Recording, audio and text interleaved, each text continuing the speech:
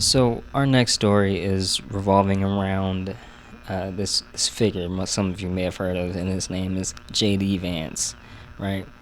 And one of the links is going to be really a short article. It's a short article by Open Secrets, and you can probably, I mean, if you look, you can probably find a video that would really dig deeper into this guy. But I think this particular article is interesting because it really highlights this idea of this relationship. One thing in particular about this relationship, I think a lot of us may have heard that this guy is backed by Peter Thiel, and now he's also kind of thought of as an opportunist because he was very much a critic of Trump. So now him being the VP is definitely interesting. But he called Trump Hitler, and one thing that I think was particularly, like I was saying about this article, was particularly surprising was he actually met Peter Thiel as a law student at Yale. And Peter Thiel, basically, for those of you that don't know, is like the guy that looks like he just got done like sucking baby blood or something, and he's really sweaty. But the idea is that he was giving a lecture, and JD Vance called this particular lecture that Peter Thiel was giving one of the most significant parts of his life. And Peter Thiel actually helped Vance fund a startup after they met. And it's interesting because their bond, you hear that he's backed by Peter Thiel, it's interesting, but when you understand that idea of meeting in a law school, when you're coming up as you're kind of like developing, and you got this guy that is, essentially, it sounds like he can literally be your mentor, but this guy's like just cartoonishly evil, basically, and it can lead to some very, very shadowy things in terms of, JD Vance going into politics in general, and JD, he JD Vance, he wrote some article, and that's the Open Secret. This is through the Open Secrets. There's a link to the article, but he's like he mentions how this particular talk that Peter Thiel gave, it spoke to some psychological part of him, basically. And I must say, I love when like these weird tech freaks mix with psychology and they get in touch with their feelings, because they like, I mean, JD, I think it's pretty safe to say he is an opportunist, but like, when it comes down to people like Alex Karp, who works with Peter Thiel as well to own Palantir, they will literally say the quiet part out loud. It's crazy because it kind of reminds me of like trends where like the social media kids, they film themselves doing crimes. And when it comes down to these guys, I think it's wonderful. I really do like it. But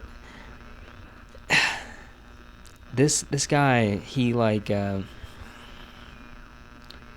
this particular situation, it reminds me of the Pandora Papers, right? Because JD Vance, he actually comes out, and this would be just like, it would make people just squint like, what, when you really understand like the idea of his history with Peter Thiel. Is like, what are you talking? Why would you even mention this, right? But he talks about this tech oligarchy being a problem, right? And he is literally best friends with the figurehead for the tech oligarchy, or not best friends, but he's funded by this guy who's like the figurehead for the tech oligarchy, which is insane to think. But when you look at it, like, a lot of these guys, like I said, that in the one, I think it was the first segment, they're shameless. They are shameless. They are absolutely shameless about what they say and what they, and how it conflicts with what is actual reality. Um, and I think recently, this was like where JD Vance, I think he went on maybe 2 times by now, but recently, right? So as of June 20th, 2025, JD Vance went on Theo Von's podcast where Theo asked him about Palantir, right? And I'll link a segment from Sappy Saps, but from a YouTuber I like. But the idea is essentially JD Vance says that private companies, when he's asked about this, he says that private companies already have and share way more information than what the government has. And his argument seems to be that the government is a safer alternative, right? And a few points here. I think the government, one, can absolutely rein in big tech from collecting data. The problem is that they are funded by big tech, right? There's a book by Brian Tao called Means of Control, right? And in this book, he mentions how like one governor was like, or one representative, he was kind of the loner when he spoke up about big tech and reining in big tech and how they could do that. And he also notes out how like just how much of a wild west it is out there when it comes down to really the tech world in general, right? Because it, like, please just get the book, but or just like understand like parts of the book or see an interview or something if you don't have time. But the idea is the government is they will fund apps to collect data. They will create apps to collect data. They will create backdoors in apps for data. They are absolutely data hungry. To kind of name them as like, oh, they're just kind of like trying to play catch up is crazy to me. These guys are absolutely like Edward Snowden is in Russia for a reason, right? like they didn't just say, oh, well, you know what, you were right, we're gonna fix our ways, then let me just let's hold people accountable like that. No, go to Russia because we'll kill you. Like that was the understanding that Edward Snowden had before he went to Russia. And I think I may have painted it a bit dark in terms of that idea, but the idea is that they would at least arrest him, and because he, turned in like state secrets or whatever. But whatever, we'll talk about that. But the idea here is that I think it's kind of comes up a bit, but well, also first let's mention the Play Store is. I think I want you guys to understand the Play Store is a joke. Google Play Store is a joke. Data security, what they do, there is no. You would expect there to be some kind of like due diligence from them to say, okay, let's try to make sure that this place or this app is secure. That's not their prerogative, and we need to understand that. It absolutely could be, but it's not, right? And this guy, like, this guy JD Vance, he seems to want us to accept this is a kind of a new reality, right? And the idea is that government is just going to simply take part in the data collection that's going on that's very much troublesome to begin with. Now, in terms of the lesson here, I think, when we talk about astrology, I want you guys to understand this concept of Uranus, right?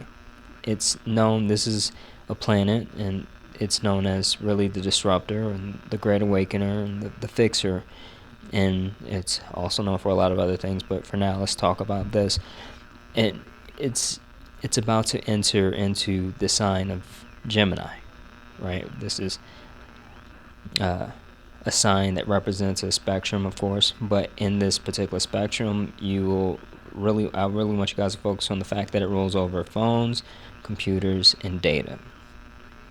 And it will take around 7 years to really transit the sign, but it's, I mean, I'm expecting things to happen a lot, like, pretty quickly in terms of what happens here, because you guys should understand that it's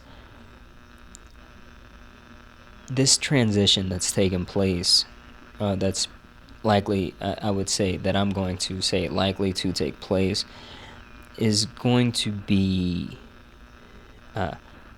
something to where these guys who are very much saying, hey, this toxic way of life that we're living now, it's just kind of the way it has to be. This is where they get a lot of shakeups, especially in this world of tech and data. We need to understand something. It's not necessarily that people are going to, wake up and say, oh my God, Uranus is in, Gemini, we should do this, this, and that. It's going to be, you guys tried to take this in, because that's not the only manifestation. You guys tried, the understanding that I think is going to happen is kind of very much with this idea of, like, we're supposed to just accept the fact that Palantir is going to do a central database, which is insane, but they're going to keep trying to push boundaries.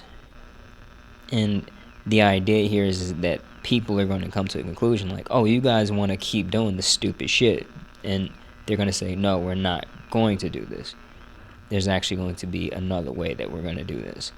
And these guys who are just, essentially just stooges, right? Like JD Vance, he's an opportunist. Like, I'm just going to go ahead and call it. But they're not going to see that coming.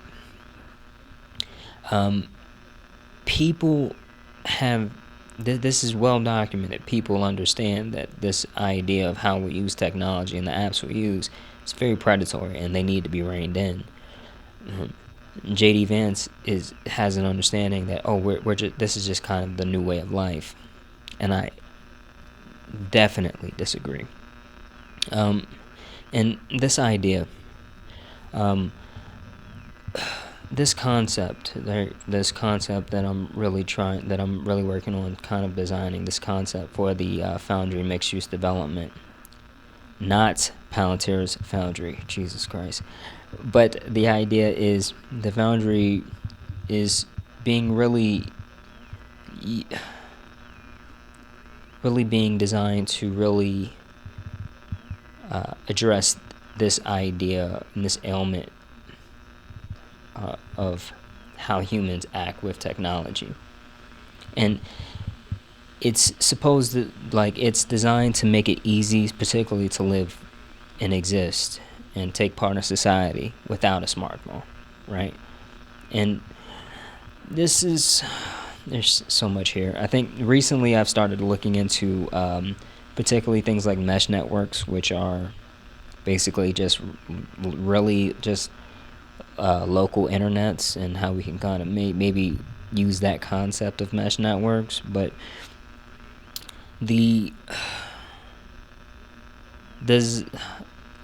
this idea of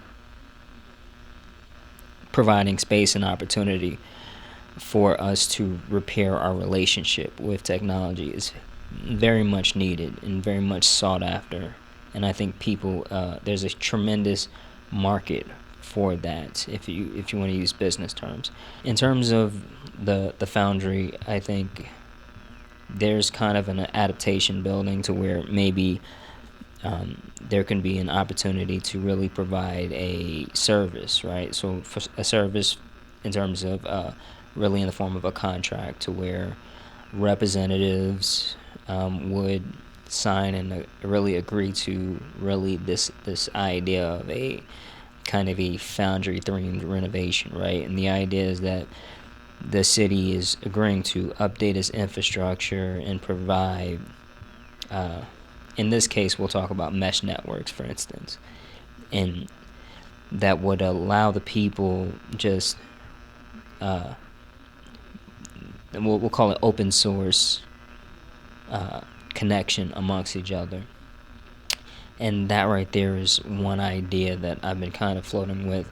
And this idea of, in terms of making the Foundry a reality, I'm going to be I'm going to start posting about kind of particularly like the Foundry, I suppose is going to be a segment in the Substack called the Foundry Research and Development.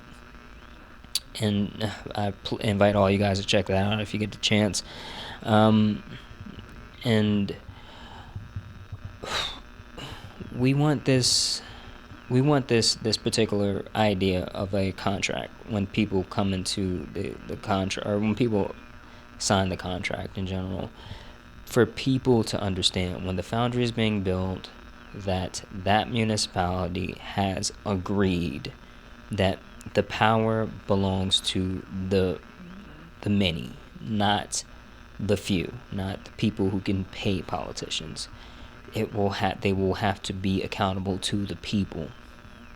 There's a lot of different ways to do this, and there's a lot of different systems involved in terms of the idea of really embedding this into the infrastructure and the networks surrounding whatever kind of renovation that takes place. But that's the overarching goal.